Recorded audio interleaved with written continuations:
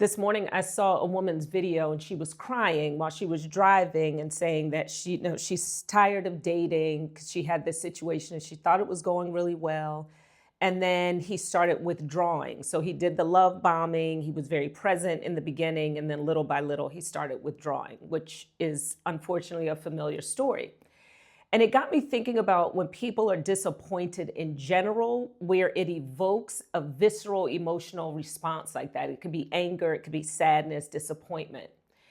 And the thing that causes that, I believe, are our expectations, how tightly we're holding to the expectations. So let's say if you are scheduled to go on a date and you don't really have high hopes for whatever reason, when you met him, you were like, fine, I'll go, but you didn't really have high expectations and you get there and the conversation is great. He seems very transparent. Seems to have a great relationship with his mother, all these things.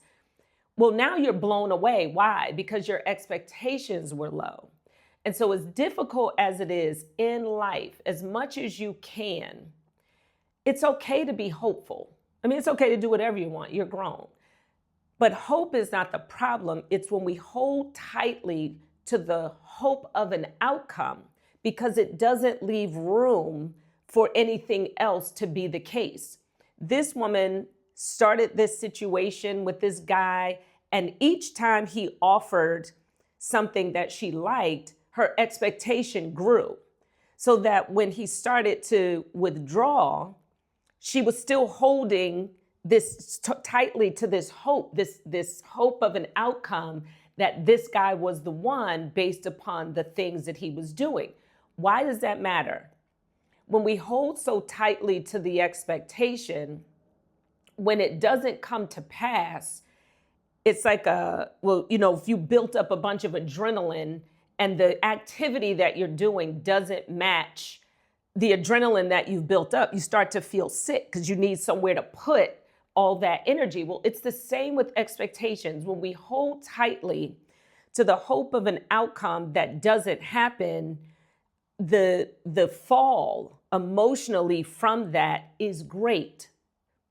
What I will offer, instead of having high expectations, go in with the understanding of what you would like to see without thinking that that person is or is not going to give it to you. We're going to see.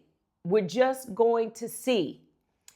When they affirm the things that you're hoping, you put that in the yes, that matches bucket, but you don't then extrapolate that or make that into what's going to continue to happen in the future. That allows you to manage the next thing. All right, you don't hear from him for 24 hours. All right, that goes in this bucket. You're not extrapolating that into the future of what he's going to be.